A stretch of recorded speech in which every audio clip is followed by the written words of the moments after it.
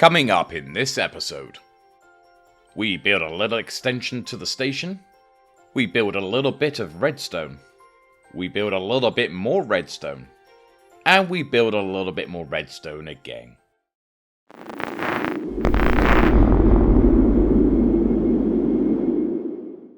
Hi, I am Draken, and this is the DrakenGameWerks, and first of all, I want to apologise that there hasn't been a lot of content being released by me recently. I have been quite busy in the background because, as I mentioned in my last episode, I was quite inspired by the crossover to go and build a lot of things. I've just been spending a lot of time building stuff. Life has also been busy on the side, so I haven't really found time to sit down and just edit my videos. So it all sort of kind of built up a bit, and at the moment, as you may be able to tell in my voice a little bit, I'm also recovering from COVID at the moment. I had it earlier in this week. It's been pretty difficult. So I'm getting in the recovery from that stage as well. But we are here. This episode is going to be quite long, again, like the last episode, and I was hoping to get through an episode without being interrupted. Excuse me? Thank you. Okay, right, okay. Can we carry on? Yes. So what I was saying was I was hoping, well, this episode could have been multiple episodes, and so could have the last one. I could have broken them down. But as I said, I've been caught up, so I've just edited them all into big episodes, and hopefully this brings us all up to speed as to where we are on the server. And some of the stuff we're going to show in this episode, you may have seen in some of other people's videos, but now this is my perspective on the things that I have built. So I hope you do stick around, and that... seriously? Again? You're like, can I do an intro without being interrupted for once? Normally it's other people. This time, this is why you don't neighbour against someone who doesn't light up their builds properly. Right, okay, right, I'm going to have to sort this guy out. Some armour on and everything else. Right, while I sort this guy out, you guys go and check out what I've been working on. Okay, interruptions aside, you may have seen at the end of our last episode, some other timeline versions of me came and had a word with me and told me I had to get on with things and do a bunch of things to sort it out, and I wasn't just allowed to retire. So, behind me there is over 115 shulker boxes, and not just 115 shulker boxes here. I've also got another 30 shulker boxes over at the concrete maker for what's going to be built next. You see, if I'm going to build a fleet, then I'm going to need a place to put that fleet, and I've got one side of the Endspire station that still hasn't been constructed yet. So let's put those two things together, I thought. A big thank you to everyone who helped us out with the collection for the quartz. There's about 30-40 boxes of quartz items behind me here. Rogue's Trading Hall was a great benefit to it, and people like Gertie and Amelia and a bunch of other people, sorry if I've forgotten everyone who was involved with doing that, were able to donate and help us building it up. I think Sunny was involved there, plus a couple of others. Were able to get quartz for us to help us with this next build bit. And I'll tell you what, it's no small section either. This is probably the biggest extension I've built to the station yet.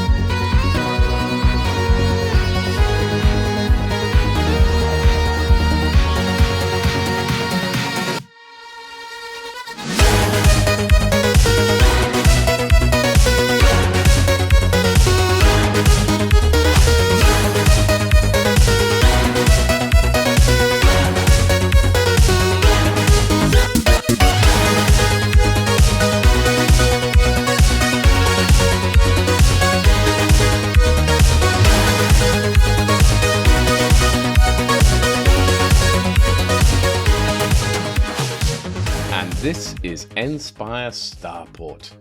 I have here 6 large hangars and on top 15 smaller landing pads, plus a docking arm with ports to enable 2 large capital ships to also dock with the station, which should give us more than enough capacity to put a small fleet based around the station here, and that should keep some of my other parts of my timeline happy. Building this, I was heavily inspired by the fact that I have been playing a lot of Star Citizen recently, which I hope I will get to do some videos on recently. I've been getting some people addicted to it from the server. It's been quite good fun getting over there, so we hope to produce some videos on that as well soon. But of particular note, I'll point out the pads on the top here, which have these external pads which were basically inspired by Port Olisar, which is an old space station that used to be in Star Citizen and was recently retired. And it's, well, may it rest in peace. A lot of us miss that old space station where you had these pads on the outside and airlocks to get out into these sort of communal areas to access the different pads. So that became the inspiration for the top part. And inside I have put these posters that show different places to visit over on the main Unorthoblocks world, and we got these posters throughout. I hope to decorate up the interior a little bit more as time goes on, but this does complete building the external parts of all of the Endspire station. On top of this, I've also finished the upper ring itself. I've created this sort of green space, terraformed it out a bit, so that it's a little bit more of a scenic area around on the upper ring. And we've completed it with a stat poker room at the point over at the main control tower. And it's a sort of an automated stat poker in the way it works. It has shufflers in there. And we tested this out recently with Jampot Bong, Itchin, Spider Hearts, and Rogue Torso. So go and check out some of their videos because they have the full game version of that on there. I won't bother repeating it here, but definitely go and check out some of their videos because they have that game shown on their channels. Now, sticking in the end and talking about games, let's return back to something we built a couple of episodes ago, Aspire 2. Now, originally this was built for the crossover, but never got used. But I thought I'd better show this because we never actually demonstrated what the games were in it and how they work. So the first game is here, and this is Dig to Die. Very similar to Speed Dig that was in the Aspire 1 tower that we sort of explained in the last episode. What would happen is you have groups of 2 to 4 players coming over here. They'd pop all their stuff in the lockers here, so they would remove all of their gear, make sure they got nothing in their inventory. And then they'll go and put a diamond in this barrel, and the top barrel would produce a shulker with a bunch of tools in it. After doing that, they would then place bets between themselves. They would create an ante and work out what they're basically competing for. Then, just like Speed Dig, as we come around the corner here, we have a bunch of these dig chambers. And they basically select a chamber that all 4 of them will go into together. Once they're in there, they would then begin to dig down together at the same time and try and race to get to the bottom of the shaft and try and remove all of the materials that are there. Of course, one of the things that changes it on this version is the fact that they are not able to bring their own tools, and they are dictated by different types of tools, and each kit has different types of tools. The other twist on this version of the game is that there is no chamber at the bottom. You get to the end, you drop out, and you fall into the void and die. To win the game, you then have to race back from wherever you respawn to get back to the ante-chest so that you can claim everything in the ante-chest and be the first one there. The next floor up from Dig to Die is then this game. This is Scramble, which is, to play, is pretty straightforward actually. So you go into the Scramble chamber, you press the button on the far side, and then you have a couple of minutes where tokens are dropping from the ceiling. And your job is to basically go around and collect all of the gold and silver tokens while avoiding picking up the red tokens.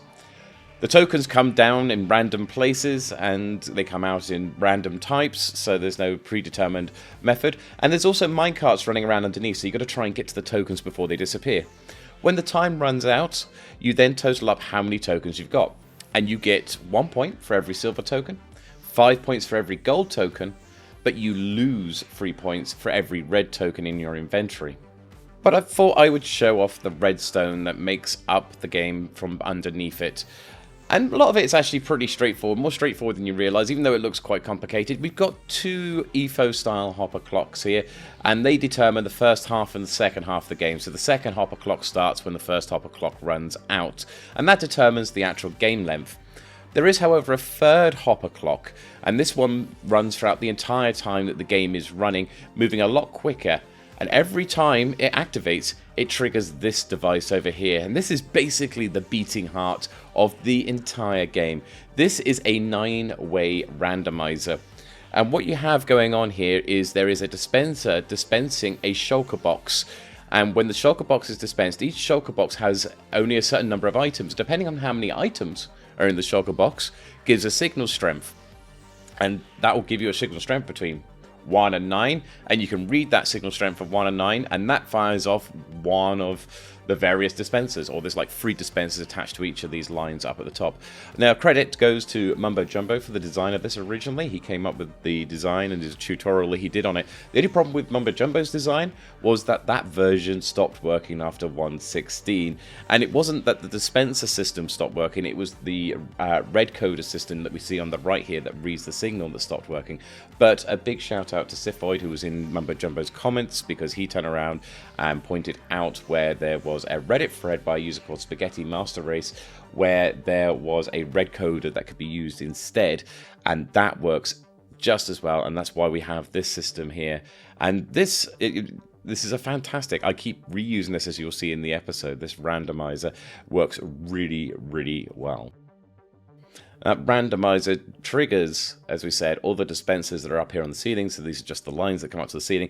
But the other thing we do here is we're a little bit efficient. Those minecarts, they drop those tokens back into a water stream, which dispenses them back up to the dispensers, as well as there being a barrel for people to return tokens after they finished using them. One other thing, when you play Dig to Die, every time you get an ante, you can press this button once, and that puts an ODM token into the barrel.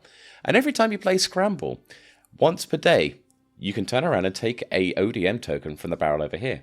Now I hear you ask, what is an ODM token? I mean, that's a new thing. And here, this is an ODM token. You see, I hit a problem. So I built these two games prior to the crossover. They didn't get played in the crossover. And I think it was about a month and a half, 2 months before anyone played in these games. And I also built earlier in the season Arachnidome. And literally it's been played about 3 or 4 times that before, you know, without anyone actually doing it. And I was sort of thinking, well, no one's playing these games at the moment. There's not enough of an incentive. And I had an idea for a new game. And so in order to play that new game, you need these things. They're called Operation Data Mine Play Tokens, or ODM tokens for short. And as to how they have turned around and inspired the server and got people playing the minigame, well, that's down to the game they're connected to. In the meantime, don't forget, if you're enjoying this stuff, I know, my voice is starting to go because of recovering from COVID, but if you are enjoying this stuff, please don't forget to like and subscribe, and also to check out all the other members that we mention in the description below. Do you find you can't stop making minigames in Minecraft? Then try Game Makers Anonymous, a support network for like-minded individuals. With private areas for its members to vent out their frustrations. This redstone should work, why doesn't it? And a communal group therapy area. Game Makers Anonymous is here to support and guide you.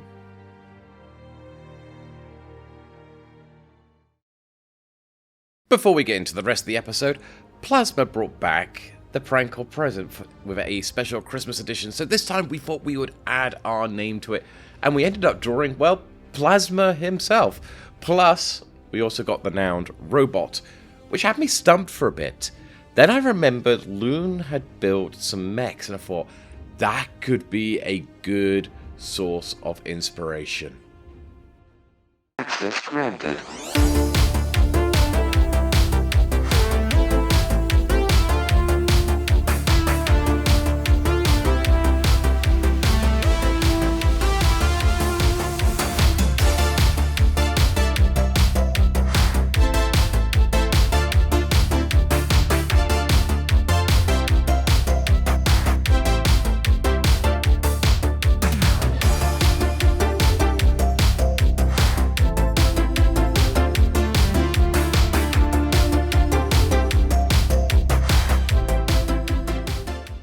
Right. One of the other things the past and future selves of myself told me to do was to sort this BlockTron AI thing out. But before we can begin to sort it out, I need to gather some information on this AI. And I've heard that the AI has a bit of a home in the catacombs, and its drones have been cumbering to various hazards beneath our spawn.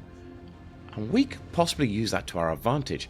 By gathering the data disk that the drones have ended up dropping and ended up in various barrels throughout the areas beneath spawn, we could then get a bigger picture of what's happening with BlockTron. But I realise I can't do this alone. I'm going to need the help of all the server. It's time for Operation Data Mine.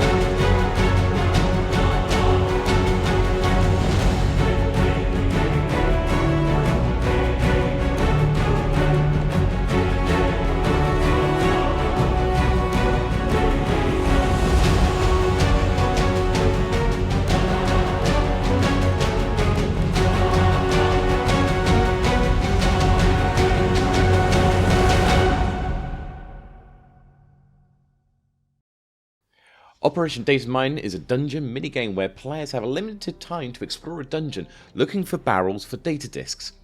Some of these barrels are pretty easy to spot, others are hidden away. But to complicate things further, every time someone plays the dungeon, the layout of the dungeon also changes. The way through the dungeon one time may not be the same as it is the next time. Furthermore, the barrels which the data disks are in will also change every single time it's played.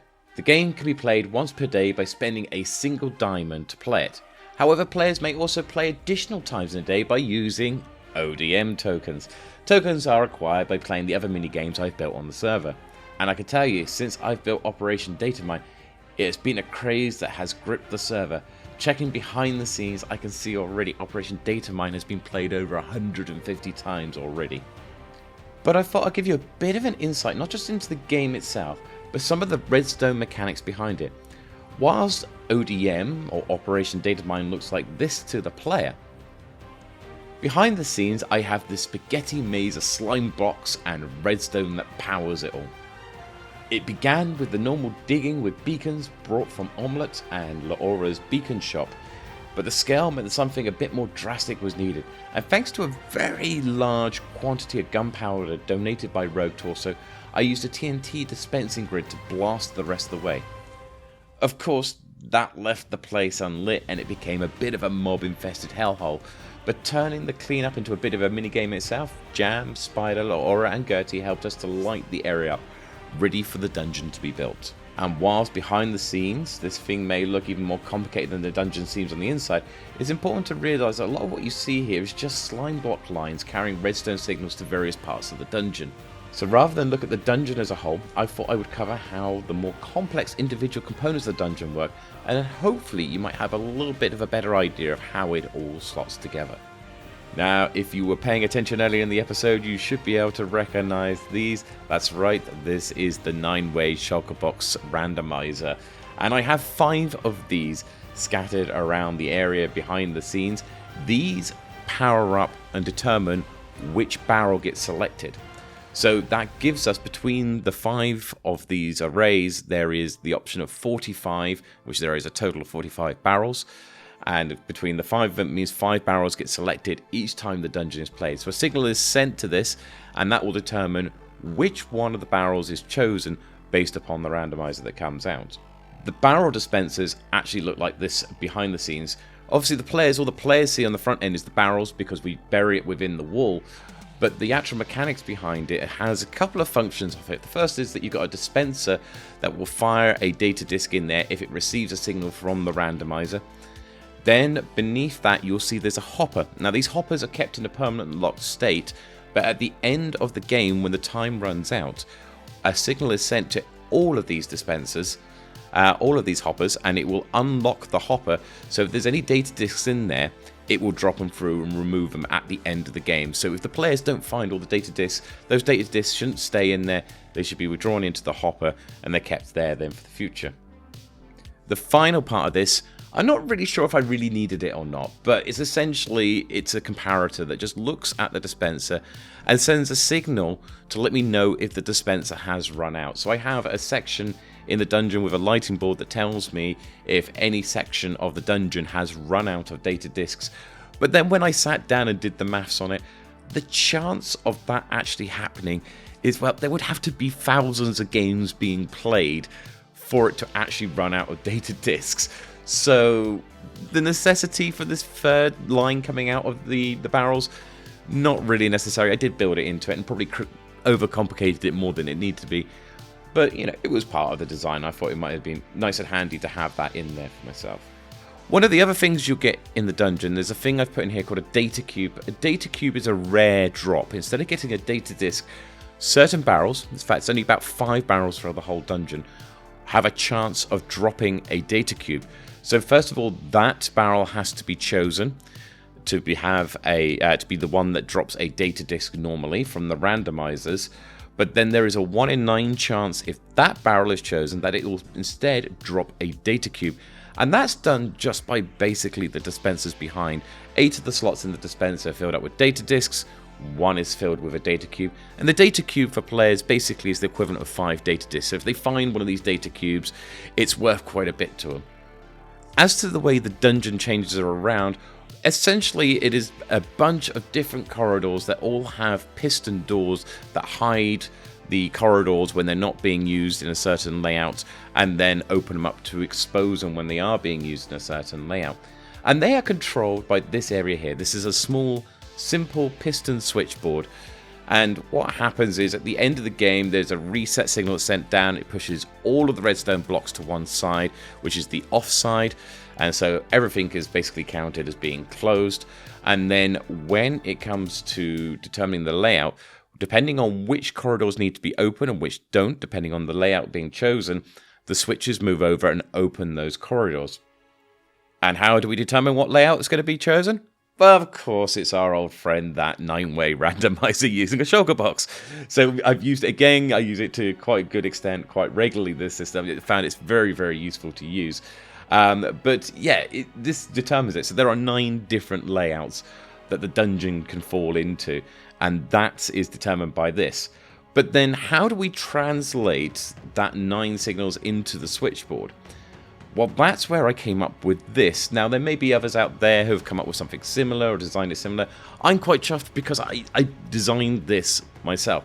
This is a logic board, essentially. And what it is a tower of redstone torches. Each one is a tower of redstone torches. And then as the signal comes off the randomizer, each one of these towers represents, it goes off to one of the switches that you see down in the switchboard. But we can interrupt the tower's signal at any point. This means we can actually program this just by placing repeaters at the right points as to how that layout is going to look for that selection. And if I wanted to, I've already got this already pre-programmed, already determined how the layouts were going to be beforehand. But if I wanted to, at a later point, change some of the layouts, it would be really easy for me just to come along and just change where the repeaters are pointing into on this logic board in order to determine how the rest of the dungeon gets set up. And then we've got a bunch of other redstone involved here. Of course, we've got the usual EFO hopper clocks for doing the timing. We've got circuits for playing the custom music discs that I built for this. The circuits that determine whether a payment's been taken and puts the dungeon through the various sorts of modes that it'll take part in. It's a lot of redstone that goes around involved in there. I won't go into all the details of the individual parts, but it's basically just a combination of basic redstone put together to build up the greater whole.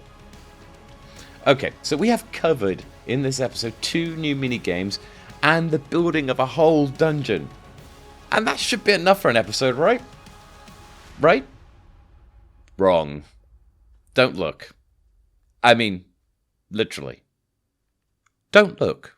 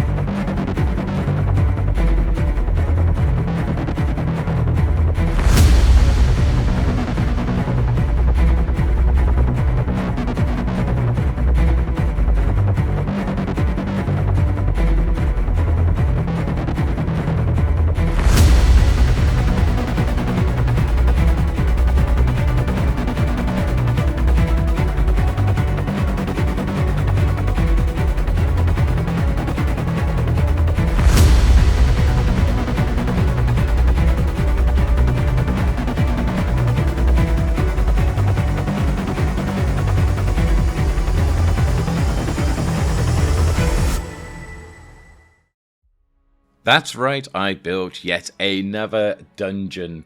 And I thought I would quickly go over the redstone on this one as well. I had a slight different design concept for building this one compared to Operation Datamine. With Operation Datamine, I designed the dungeons and then tried to build the redstone around it, which ends up with that massive spaghetti mess that you saw all the way around it earlier in the episode.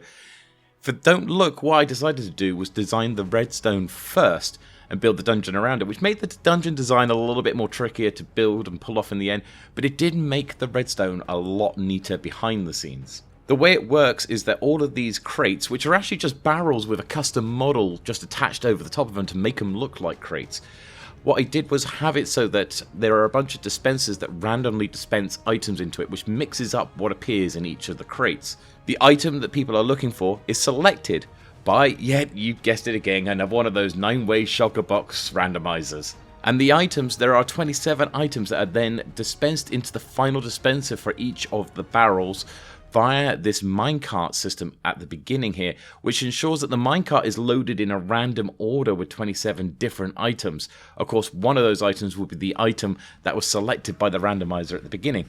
And that essentially is how Don't Look works. But I was really pleased. I had a couple of little extra tricks I put in here. One, I mentioned earlier, was the fact that we have these crates instead of barrels. It is literally a custom model that is put on an item frame and has been positioned in such a way to cover the barrel. When you select the crate, it opens up just like a barrel. It's like a custom barrel. The other bit is that the instructions for this are actually available in a holographic version of me, using again a holographic model with a bit of a flickering custom animated texture over the top, as well as some translucency, and also a custom music disc in the background, which then tells the instructions to the players before they actually begin to play the game. And there is one last place to tell you about, and that is the data store. You see, gaining all those data disks, the players have to have somewhere to go and spend them. So those data disks become like currency. They can use it here to exchange it for a variety of things like custom models. So we got things like certificates here for completing Operation Datamine. We have here variations of the items that you find in Don't Look. There's even a trophy there for someone who is brave enough to try and get 400 odd data disks to be able to do it. But yes, here on the Endspire Station, we have this little data store here for people to come and spend their data disks out. And that brings us to the end of another episode. But before we go, I wanted to share 2 pieces of fan art that have cropped up in the last couple of months. This comes from the Unorthoblocks Zone, which if you haven't joined, it is worth joining. The link is in the description below. It is our fan Discord where people can come and talk about everything to do with Unorthoblocks and various other things as well, just for the fans to share together. The first piece of artwork is this one. This was done by Diamond shortly after the crossover finished. It's an image of all the Unorthoblocks members and the Igniter members who were involved in that crossover a couple of months ago. And it's an absolutely fantastic piece, and the first piece of fan art I've actually had. And you can see me sat there over on the right there, just perched up on a couple of crates on the right of that picture. And then we have this one by It's Arrchie as well, which is just off me there. And I absolutely love this piece of fan art as well. It's absolutely amazing. So don't forget, if you want to check out all this sort of stuff or you want to do your own fan art, go and drop it down into the Unorthoblocks Zone down below. But as we said, there's been a little bit of building done in this episode. We've done a little bit of work, but this actually brings me up to speed. I'm sorry it has been a while. I haven't produced many episodes over the last couple of months. Have been quite caught up with real life, being ill, having all sorts of stuff. But hopefully you've enjoyed it, and we'll catch you guys all next time. Take care.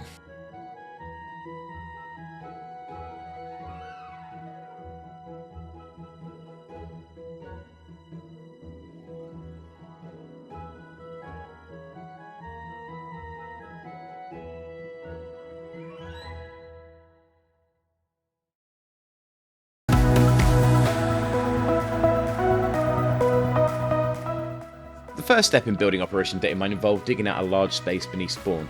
It began with... Am I getting in English? Now, you may recognize this if you're paying attention earlier in the episode. That's right, this is the same shulker bolts. Shulker bolts? What's a shulker bolts? And that's essentially how Doubt Look works. Doubt? What's Doubt?